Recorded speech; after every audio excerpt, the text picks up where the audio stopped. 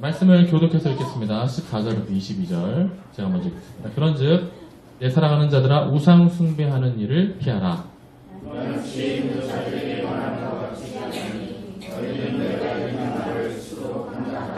우리가 축복하는 바 축복의 자는 그리스도의 피에 참여함이 아니며 우리가 떼는 떡은 그리스도의 몸에 참여함이 아니냐.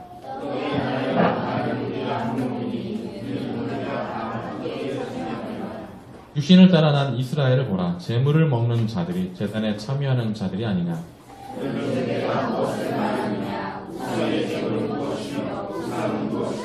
그릇 이방인이 제사하는 것은 귀신에게 하는 것이요 하나님께 제사하는 것이 아니니 나는 너희가 귀신과 교제하는 자가 되기를 원하지 아니하노라.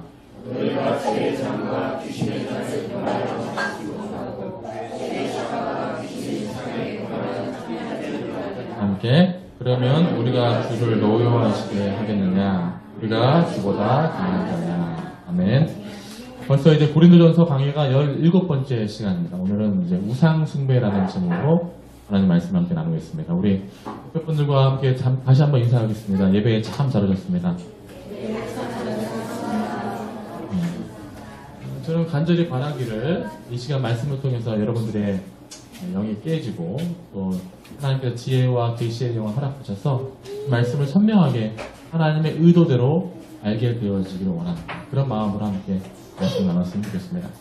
이 우상숭배에 대한 얘기들은 고린도전서 8장부터 계속되는 이야기입니다. 우리가 8장 얘기할 때 사도 바울이 우상은 아무것도 아니다라는 지식을 가지고 있는 상태에서 당시에 고린도 교회 성도들이 우상의 제물을 연약한 믿음을 가진 사람들 앞에서 막 먹는 것에 대해서 책망했던 것을 우리는 기억합니다.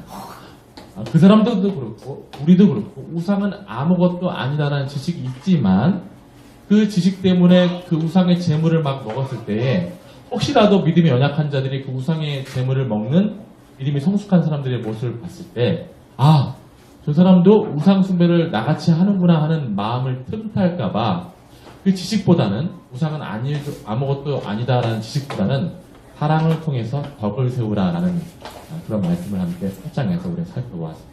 그 연장선 안에서 오늘 이 10장의 말씀이 있습니다. 10장 14절에 우상 숭배하는 일을 피하라라고 이야기하고 있습니다. 우리가 잘 알고 있는 것처럼 우리는 우상이 아무것도 아니라는 것을 잘 알고 있습니다. 우상으로 만들었던 돌, 나무, 어떤 금, 덩어리, 그것이 덩어리로 물질로 있다라는 사실들을 우리는 잘 알고 있습니다. 그래서 우리도 생각하기를 이 14절만큼은 자신이 있어 합니다. 그렇죠? 그런지 내 사랑하는 자들아 우상 숭배하는 일을 피하라.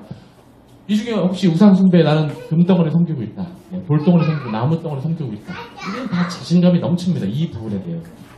그래서 여기 왔고 이것을 안 하고 있다는 것을 증명하기 위해서 이 자리에 모였습니다. 그렇죠?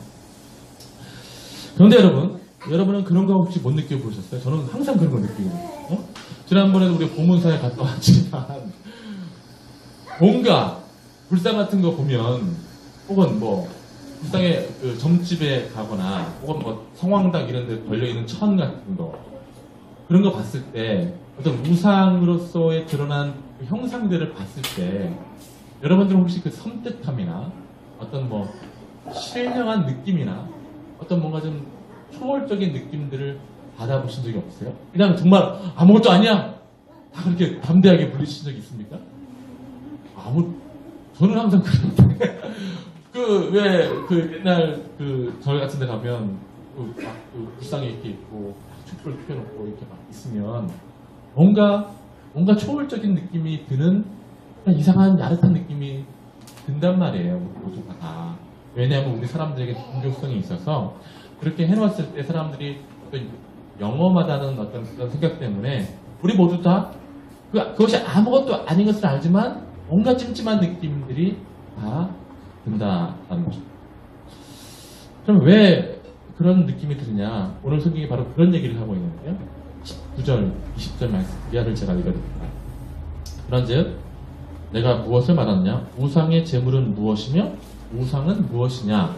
라고 이제 여러분들에게 질문했을 때 사도 바울이 이렇게 답하는 20절 말씀을 강조해 봅니다. 시작! 무릇 이방인이 제사하는 것은 귀신에게 하는 것이요 하나님께 제사하는 것이 아니니 나는 너희가 귀신과 교제하는 자가 되기를 원하지 아니하노라. 아멘.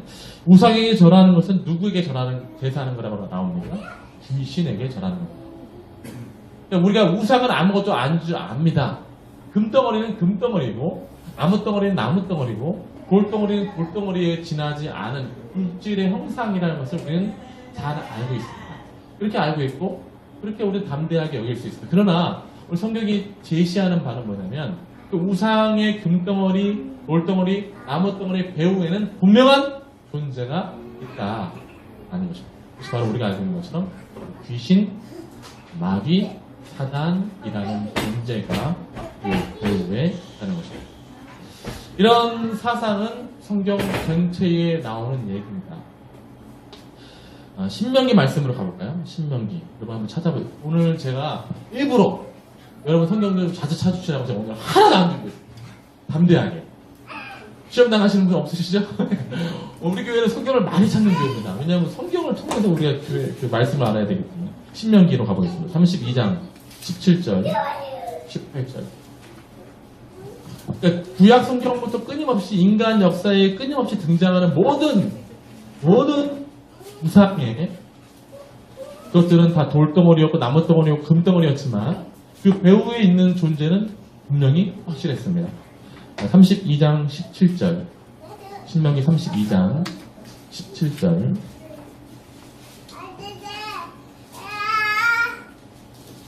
제가 읽어드립니다.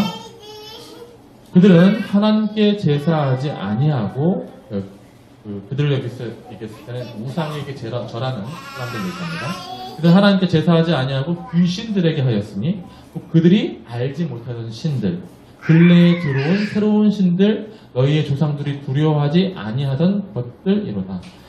너를 낳은 반석을 내가 상관하지 아니하고 너를 내신 하나님을 내가 잊었다. 그 바알이라든가 아세라든가 뭐 다곤이라는 그런 우상들을 섬길 때에는 그들은 그 바알과 다곤과 아세라를 섬겼지만 그들은 하나님을 섬기는 것 대신에 그것을 섬기는 걸 통해서 본래적으로 누굴 섬겼냐면 귀신, 사단, 마귀를 쫓았다라는 것입니다. 그것이 성경이 가르치고 있는 것이죠. 그리고 요한계시록에서도 이런 말씀, 요한계시록은 인류의 마지막을 얘기하는 거잖아요. 요한계시록 인류의 마지막 때에도 그런 사람들이 그렇게 사단에 끌려간다는 말씀을 권면합니다. 제가 읽어드립니다. 계시록 9장 20절 제가 읽어드릴게요. 이 재앙에 죽지 아니하고 남은 사람들은 손으로 행한 일들 회개하지 아니하고 오히려 여러 귀신과 또는 보거나 듣거나 다니거나 하지 못하는 금, 은, 동과 목석의 우상에게 절하고 그 살인과 복술과 음행과 도둑질을 회개하지 아니하다. 지금 이 모든 인류의 역사에서는요, 지금 이 존재가 사람들을 이끌어가고 있습니다. 사람들을 하나님 아닌 다른 것을 대체하여 바라보도록 유혹하고 있고 미혹하고 있습니다. 이것이 우상이었고 이것이 다른 것들이 되겠죠. 디모데전서 4장 1절에 그런 내용이 분명히 나옵니다. 제가 읽어드립니다. 그러나 성령이 밝히 말씀하시기를 후일에 어떤 사람들이 믿음에서 떠나 미혹하는 영과 귀신의 가르침을 따르리라 하셨으니, 이거 단순히 오늘 말씀은 우상숭배 하지 말아라 하는 이 말씀에서 그럼 나는 저를 안 다니니까 나는 성황당 안 다니니까 그렇게 끝날 문제는 아니에요. 그렇게 단순하게 끝날 문제라고 한다면 우상숭배하라 라는 이 배후에 있는 귀신의 문제를 말할 필요가 없어요. 왜냐하면 당시에 고린도 성도들도 교회에 잘 나가고 있었거든요. 잘 나오고 있는 성도들에게 우상숭배하는 일을 피하라 했을 때는 너희들이 우상숭배 배후에 있는 귀신과 교제하는 일을 피하라 라고 이야기합니다. 그럼 목사님, 저는 귀신과 교제하는 일이 없는데요? 그러나 우리가 우상에게 절하는 그 사람들도 귀신과 교제하기 위해서 우상에게 절한 건 아니거든요. 귀신과 교제하기 위해서 바알과 아세라를 섬긴 적이 없습니다. 마찬가지로 우리도 귀신과 교제하기는 않지만 귀신이 배후에 있는 그 사단의 역사에는 분명히 우리 삶 가운데 무언가 접하고 있는 것이 있기 때문에 오늘 성경이 우리에게 이런 얘기를 하고 있는 것이죠. 그럼 여러분과 저는 어떤 것을 미혹당하고 있는가? 여러분, 사단의 그 성경에 별명이 있습니다. 뭐죠? 우리 잘 알고 있는 것처럼 사단의 별명 공하면 또 떠올라야죠.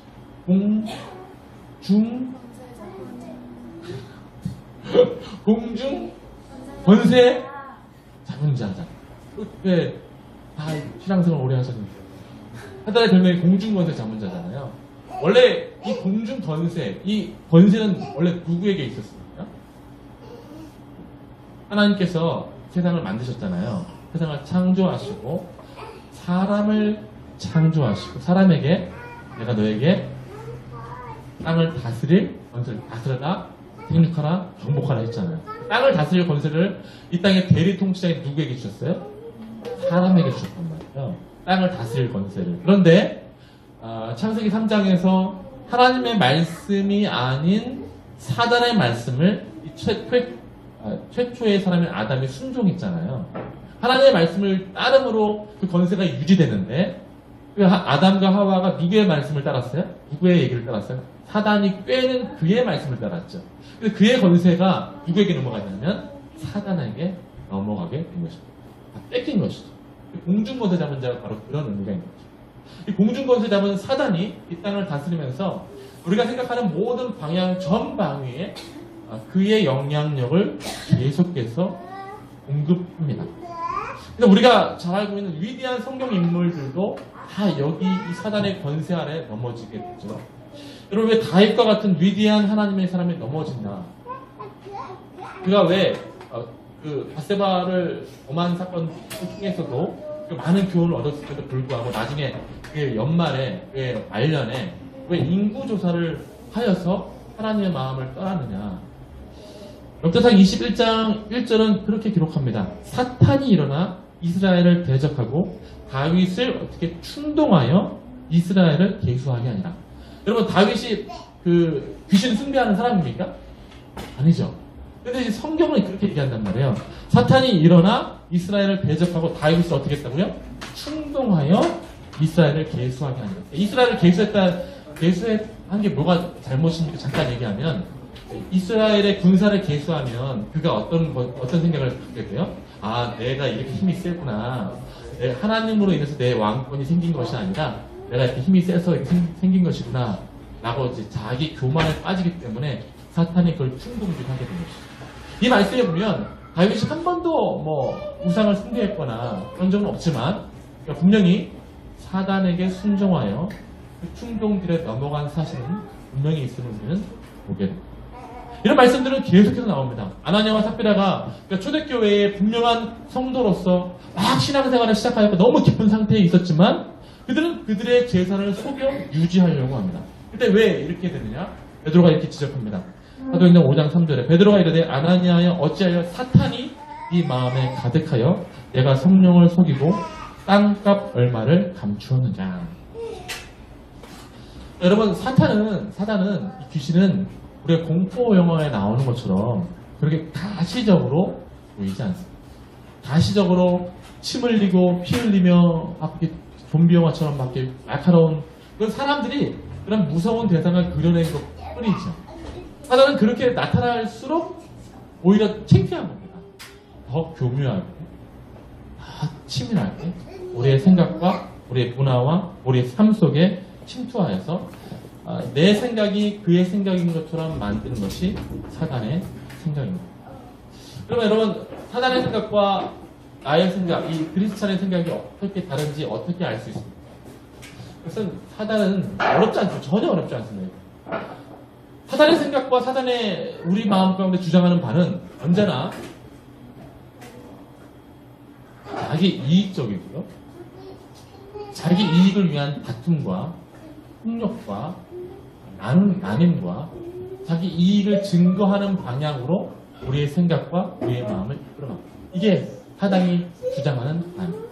언제나 그렇습니다. 그래서 사단이 언제나 거짓말을 통해서 우리의 이익을 얻게 하겠다라고 이야기하고 그 가운데 찾아오는 것은 그 행하는 방법은 언제나 폭력이요, 나눔이요, 경제요, 무자비요, 사랑의 우리 말씀을 한번 찾아보겠습니다. 마가복음 8장 33절로 한번 가보겠습니다. 마가복음 8장 33절. 여러분들이 우상숭배, 나는 우상숭배 안 하고 있다라고 우리는 말할 수 없는 이유가 바로 여기에 있습니다. 마가복음 8장 33절. 자, 다 함께 한번 이 말씀을 다 함께 한번 한 목소리로 읽어보겠습니다. 시작. 예수께서 돌이키사 제자들을 보시며 베드로를 꾸짖어 이르시되 사탄아 내 뒤로 물러가라. 내가 하나님의 일을 생각하지 아니하고 도리어 사람의 일을 생각하는도다 하시고 아멘. 베드로에게 뭐라고 지칭하시냐면 뭐라고 지칭하셨어요? 사단이라고 지칭하셨어요. 왜 사단이라고 지칭하셨냐면 그가 하나님의 일이 아닌 사람의 일을 생각하고 있기 때문에. 그때 사람의 일은 뭐예요? 예수님께서 이 말씀 전에 내가 이제 십자가를 통해 죽으러 간다. 자기의 순환에 대해서 말씀하시죠. 이게 하나님의 일입니다. 근데 이 예수님이 죽는다는 사실이 사람인 나, 베드로인 나, 내가 3년 동안 모셨던 이분이 죽는다고? 이분을 내가 어떻게 살리고자 하는 마음이 베드로에게 드는 것이죠. 그가 이 살리고자 하는 이 주님이 없으면 나도 사라진다는 이 마음 때문에 안 됩니다. 라고 했을 때 우리 주님께서는 그 말에 대해서 우리가 하나님의 일을 생각하지 않고 사람의 일을 생각하는구나. 너가 사단이다라고. 그게 곧 우상숭배가 됩니다. 그러니까 사단이 우리 가운데 주장하는 바는 모두 다 하나님의 일이 아닌 나 중심, 내가 나의 이익을 얻는 방향에 옳고 좋은 것들을 추구하게 만드는데 그것이 본질적으로 좋은 것은 아닙니다. 왜냐하면 예수님이 돌아가셔야만 우리에게 좋은 거잖아요. 그러니까 본질적으로 좋은 것이 아님에도 불구하고 거짓말로 그것이 참되고 옳고 그것이 우리 삶에 무한한 유익을 주는 것처럼 속여서 그래서 쟁취하기 위해서 베드로는 칼을 들게 하고 폭력이죠.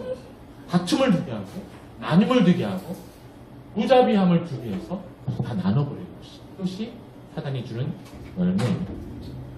그러면 우리가 하나님의 일이 아닌 사람의 일로서 추구하고 있는 바는 뭡니까? 어떤 것을 우리는 더 사람의 일로 목적하여 바라고 있습니다. 우리가 그것도 쉽지 않고 그것도 전혀 어렵지 않습니다. 하나님을 경배하는 것을 대체하는 우상들 뭐가 있을까요? 돈과 명예와 권력과 장수와 그런 것들 있습니다. 하나님 아닌 이런 것들을 얻기 위해서 우리는 이런 것을 얻기 위한 내용을 삶을 살아가고 하나님 나라의 가치인 사랑, 공의, 자비 이런 것들은 내버려두고 이 땅의 가치들을 추구하는 방향으로 살게 됩니다.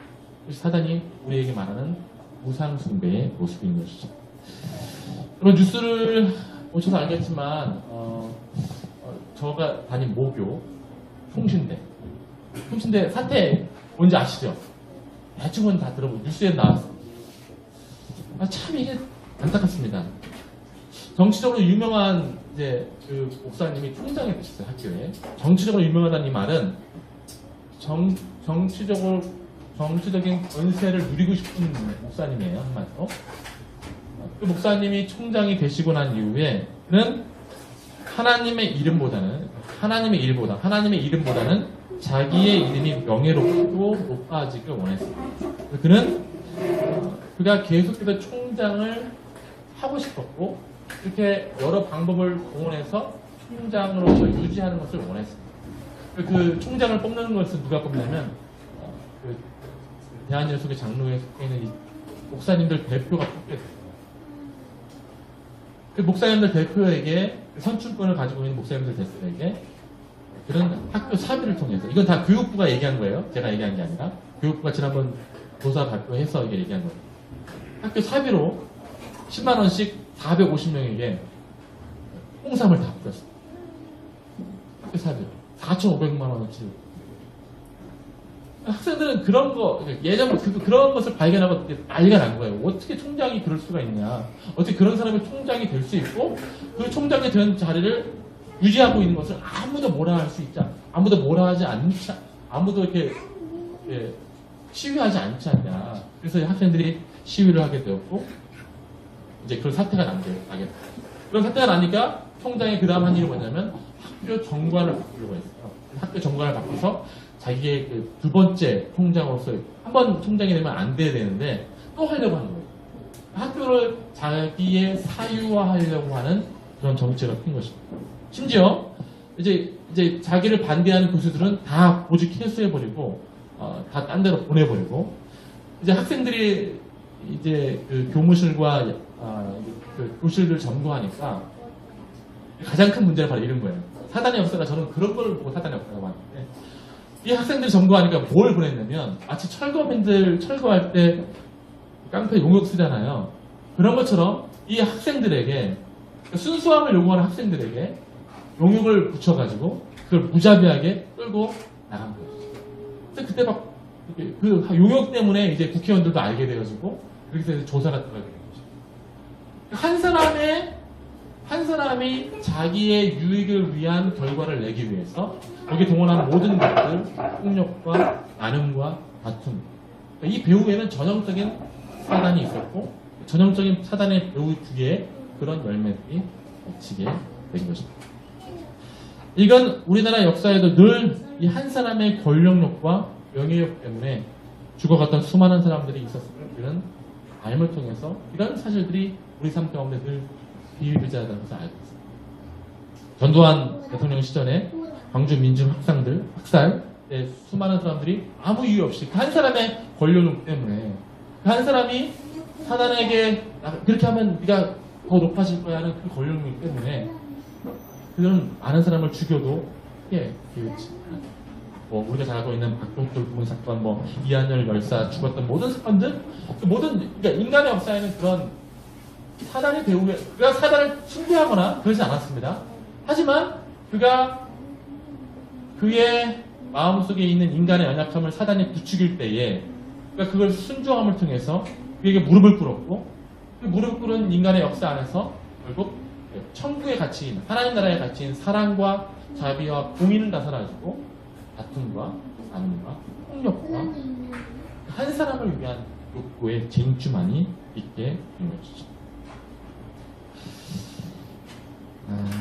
그래서 저와 여러분들이 오늘 말씀을 토대로 봐야 할 것은 저와 여러분의 생각 속에 마음 속에 있는 것을 구별할 줄 알아야 되는 마음입니다.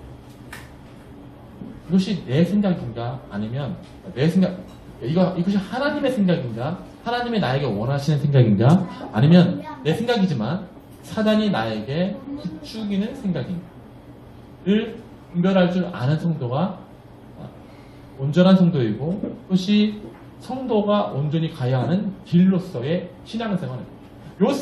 요 분별 없는 신앙생활, 편안한 신앙생활 없습니다. 요 분별 없는 자기 살피는 성찰 없는 성도의 삶은 존재하지 않습니다. 늘 이 마음 속에 있는 이 마음이 혹시 하나님께서 나에게 주고자 하는 본래적인 마음인가 아니면 사단이 나의 욕망과 나의 유익을 충동질하여서 나로 하여금 그의 권세에 무릎 꿇게 하는 그런 생각인가. 우리는 매번 그런 순간에 처해 있습니다. 여러분이 올 이 예배에 올 때도 수많은 생각 가운데 오셨을 거예요.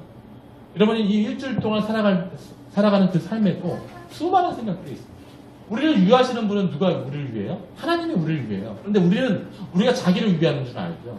하나님만이 우리를 위할 때 가장 잘 위하실 거예요. 근데 우리가 우리를 위해서 살아가다 보면 여러 가지 일들이 펼쳐지게 됩니다.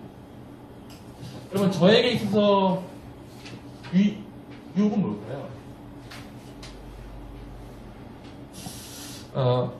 저는 늘 설교 시간에 제가 이렇게 얘기함을 통해서 제가 그래야 여러분들 앞에 증명될 수 있고 제 삶을 바르게 유지할 수 있기 때문에 제가 그럴 수 없는 상태에 있지만 얘기하는 겁니다.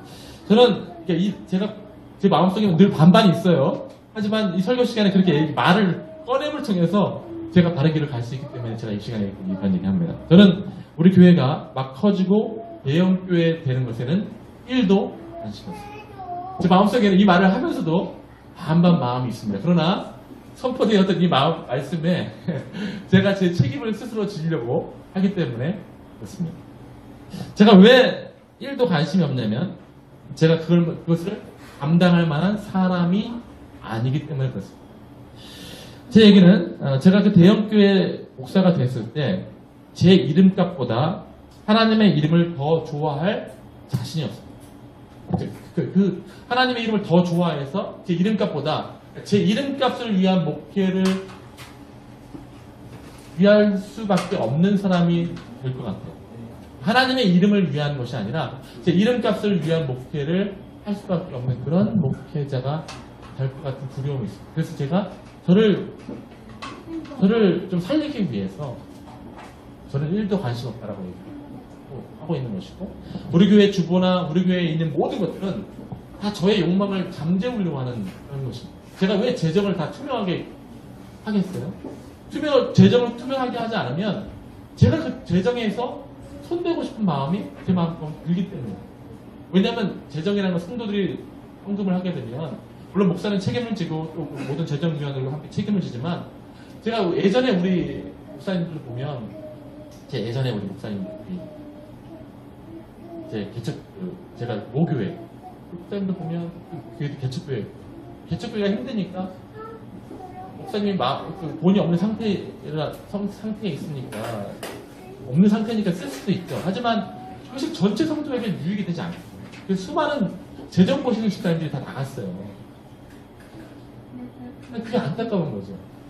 저도 우리 교회도 그럴 거라고 생각합니다. 사람은 그 처해진 상황에 따라 적응하게 되고 그걸 따라 사게 되는 동물이고, 그러니까 우리가 우리를 위한 장치들을 계속해서 두지 않으면 우리는 사단이 교묘하게 꼬이는 그 유혹과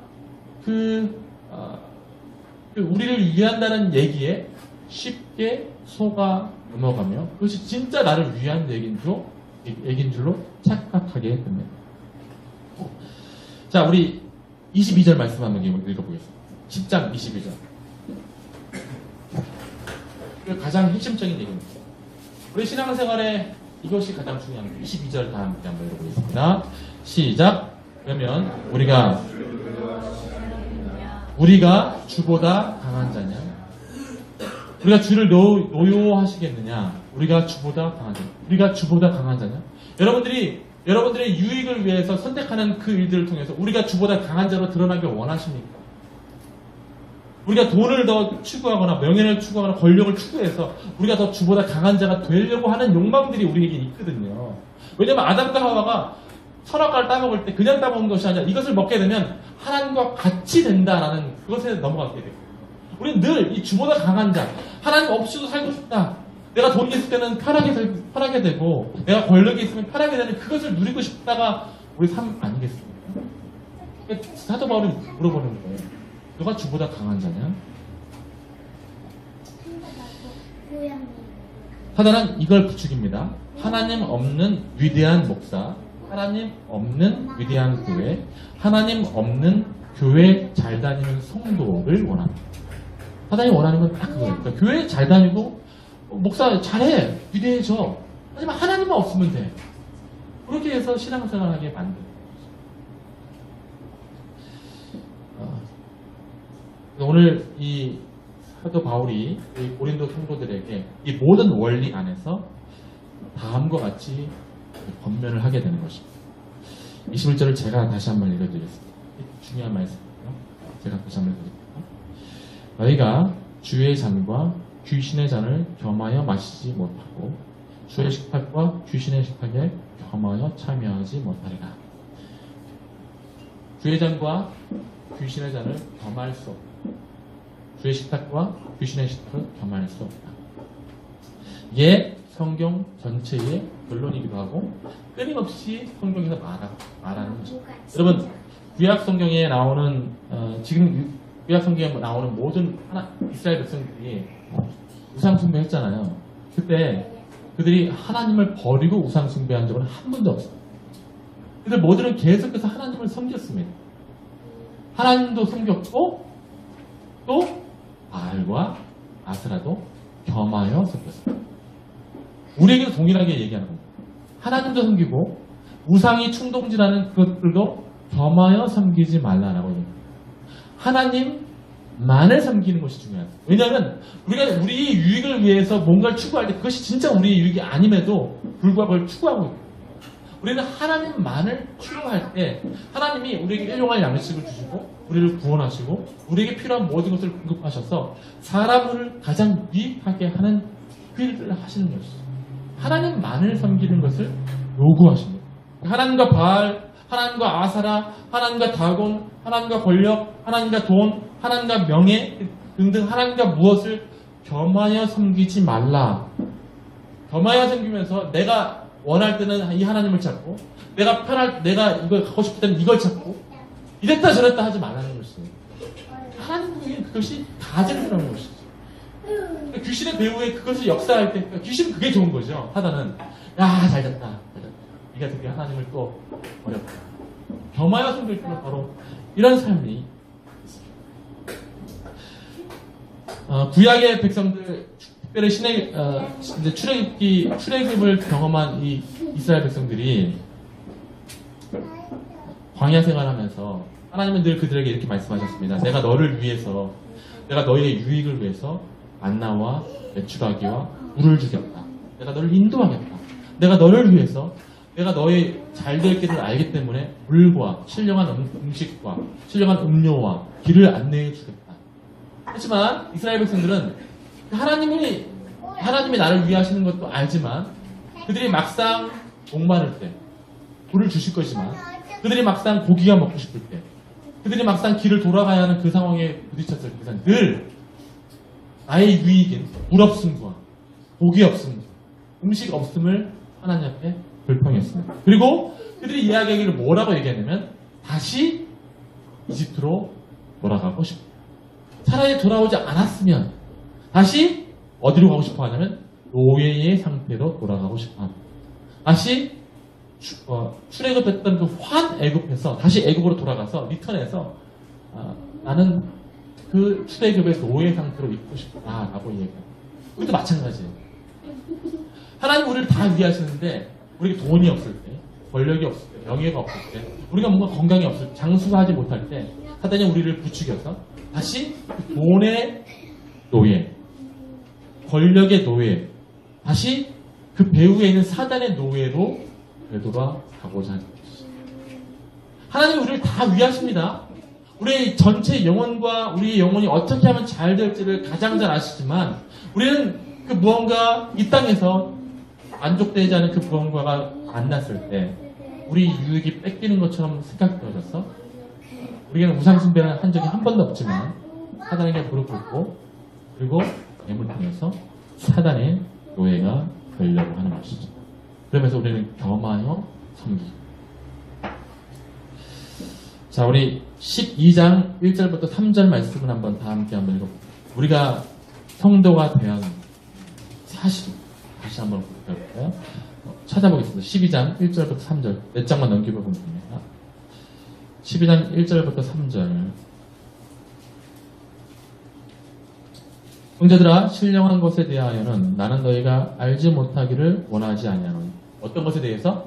신령한 것, 진정한 것에 대해서 너희가 모르는 것을 원치 않는다. 2절 3절 너희도 알거니와 너희가 이방인으로 있을 때에는 말 못하는 우상, 말도 못하는 그런 우상들에게 끄는 그대로 끌려갔느냐. 사단이 배후에 있었어.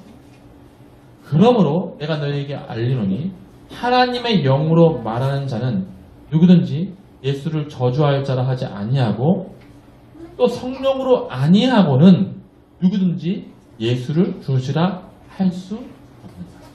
본질상 우리는 다 사단이 배후에 있으면서 사단의 꼬임에 빠져서 그렇게 사단을 섬겼던 자들이나 누구에 의해서 오직 성령으로 아니하고 하나님에 의해서 우리가 다 누구를 신앙하게 되냐면 하나님을 신앙하게 돼요. 그 하나님에 대해서 우리는 뭐라고 지칭하게 되었습니까?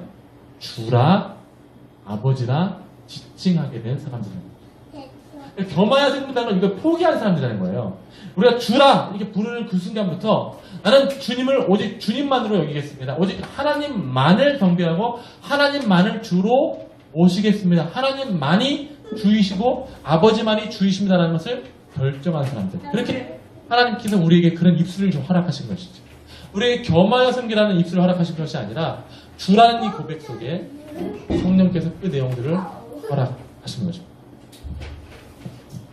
우리는 온 땅의 주인이신 하나님만을 생각하며 하나님이 기뻐하시는 것을 생각해야 합니다. 그리고 하나님 나라의 가치를 이 땅에 추구하는 삶이 우리 가운데 필요합니다. 여러분, 그러나 목사님 이렇게 말씀하실 수 있을 것 같아요. 그 대단히 어려운 삶 아닙니까? 이 땅에서 우리의 욕구들을 잠재우고 살아가는 거. 이게 신앙생활이라는 거예요. 그러니까 이걸 위한 삶, 이걸 위한 쟁취를 위한 삶, 그게 복이 아닙니다. 그걸 위한 삶이 아니라 그런 부딪힘 속에 내가 나를 하나님 복종하여 주님을 주라 부르는 일에 순종하는 삶. 그게 우리의 신앙생활의 본질이에요. 신앙생활에 교회 왔다 갔다 하는 게 신앙생활 아닙니다. 신앙생활의 본질은 그 싸움이 있는 사람이 신앙생활의 본질인 것이고 그 선택이 매일매일 삶 속에 있어야 하는 사람이 우리가 가야 되는 성화의 삶이 됩니다. 이제 마지막으로 우리 말씀을 마지막으로 한번 찾아보겠습니다. 제가 오늘 많이 찾게 해드리는데 자, 신명기, 여호수아 말씀으로 가보겠습니다. 제가 이거는 구약의 고백이긴 하지만 우리 모두의 고백이 되어야 한다는 말씀에서 이 말씀을 꼭 말씀드립니다. 24장, 여호수아 24장입니다. 맨 뒤에라는 것은 여호수아가 마지막으로 설교했던 내용이라는 거예요. 이스라엘 백성들을 가나안 땅에 다 들여보낸 이후에 그러니까 죽을 때쯤 되었을 때 한 얘기입니다. 24장 23절 이하의 말씀을 읽어드립니다. 24장 14절 이하의 말씀 제가 읽어드립니다. 이스라엘 백성들에게 이렇게 얘기합니다. 여호수아. 그러므로 이제는 여호와를 경외하며 온전함과 진실함으로 그를 섬기라. 너희의 조상들이 강 저쪽과 애굽에서 섬기던 신들을 치워버리고 누구를 섬기라? 여호와만 섬기라. 이게 길죠. 여호와만 섬기라. 만약 여호와를 섬기는 것이 너희에게 좋지 아니하게 보이거든 너희 조상들이 강 저쪽에서 섬기던 신들이든지 또는 너희가 거주하는 땅에 있는 아모리 족속의 신들이든지 너희가 섬길 자를 오늘 택하라. 오직 나와 내 집은 여호와를 섬기겠노라 하니 백성이 대답하여 이르되 우리가 결단코 여호와를 버리고 다른 신들을 섬기기를 하지 아니하오리니 이는 우리 하나님 여호와께서 친히 우리와 우리 조상들을 인도하여 애굽 땅 종되었던 집에서 올라오게 하시고 우리 목전에서 큰 이적들을 행하시고 우리가 행한 모든 길과 우리가 지나온 모든 백성들 중에서 우리를 보호하셨음이며 여호와께서 또 모든 백성들과 이 땅에 거주하던 아모리 족속들을 우리 앞에서 쫓아냈습니다. 그러므로 우리도 여호와를 섬기리니 그는 우리 하나님이시니라 하니라. 여호수아가 백성에게 이르되 너희가 여호와를 능히 섬기지 못할 것은 그는 거룩하신 하나님이요 질투하시는 하나님이시니 너희의 잘못과 죄들을 사하지 아니하실 것입니다. 만일 너희가 여호와를 버리고 이방 신들을 섬기면 너희에게 복을 내리신 후에라도 돌이켜 너희에게 재앙을 내리시고 너희를 멸하시려 하니 백성이 여호수아에게 말하되 아니니이다. 우리가 여호와를 섬기겠나이다 하는지라. 여호수아가 백성에게 이르되 너희가 여호와를 택하고 그를 섬기라 하였으니 스스로 증리되었느니라 하니 그들이 이르되 우리가 증리되었나이다 하더라. 우리 23절을 다 함께 읽습니다. 시작. 여호수아가 이르되 그러면 이제 너희 중에 있는 이방신들을 치워버리라. 너희의 마음을 이스라엘의 하나님 여호와께 향하게 하리니. 제가 읽습니다. 백성이 여호수아에게 말하되 우리 하나님 여호와를 우리가 섬기고 그의 목소리를 우리가 청종하리이다 하는지라. 그날에 여호수아가 세겜에서 백성과 더불어 언약을 맺고 그들을 위하여 율례와 법들을 제정하였다. 하나님만을 주로 섬기겠다는 고백 아래 율례와 법들을 정하겠습니다. 23절에 이 말씀 치워버리고 너희의 무엇을? 23절에 너희의 마음을. 이게 신앙생활의 본질. 너희의 마음. 우리가 이 마음 가운데 하나님만을 섬기기를 결정할 때 하나님은 바로 이 부분을 도우실 것입니다. 사단이 흔들려고 하는 것도 이 마음이고요. 다른 건 아닙니다. 이 마음 상태를 흔드는 거예요. 늘. 그러니까 사단이 쫙 나타나고 야 내가 너를 핥힐 거야. 너를 육신적으로 엎어뜨릴 거야. 그런 수는 없어요. 왜냐하면 하나님이 우리를 털끝도 만지지 못하게 보호하시기 때문에. 그러나 우리의 마음은 늘 사단의 노략질의 대상이 됩니다. 그래서 우리가 이 마음을 굳건히 먹을 때에 주님께서 이렇게 말씀하십니다. 빌립보서 4장 6절 7절에 아무것도 염려하지 말고 다만 모든 일에 기도와 간구로 너희 구할 것을 감사함으로 하나님께 아뢰라. 너희들이 아무리 궁핍하고 너희들이 아무리 권력이 없고 아무리 힘이 들어도 너희들이 핍박을 받는 그 상태에도 염려하지 말고 다만 모든 일에 기도와 간구로 너희 구할 것을 하나님께 감사함으로 하나님께 아뢰라. 그리하면 모든 지각에 뛰어난 하나님의 평강이 그리스도 예수 안에서 너희 무엇을? 마음과 생각을 지키시리라. 이게 하나님께서 우리 가운데 하시다. 복의 본질은 너희 마음과 생각을 지키시리라. 사랑하는 성도 여러분, 오늘도 저와 여러분에게 주어진 이 삶, 내일도 주어진 이 삶 속에서 우리 하나님은 주 되셔서 우리의 마음과 생각을 지키실 줄 믿습니다. 그러므로 저와 여러분에게 처해진 이 영적 싸움, 사단이 배후에서 우리를 밀어뜨리고 우리의 욕구를 충만하게 하는 그 삶 안에서 싸우시고 늘 우리를 성찰하는 가운데 우리의 마음과 생각을 지키시는 그 하나님께 순종하시기를 주의 이름으로 축원드립니다. 사단이 뱀에게 순종하여서 그의 권세를 빼앗기는 것처럼 살지 않고 하나님께 순종하여 우리에게 주시고자 하는 그 이 땅을 다스리는 권세, 이 땅을 다스리는 그 누림을 사랑하는 믿음의 사람들 다 되어지기를 주의 이름으로 축원드립니다. 기도하겠습니다.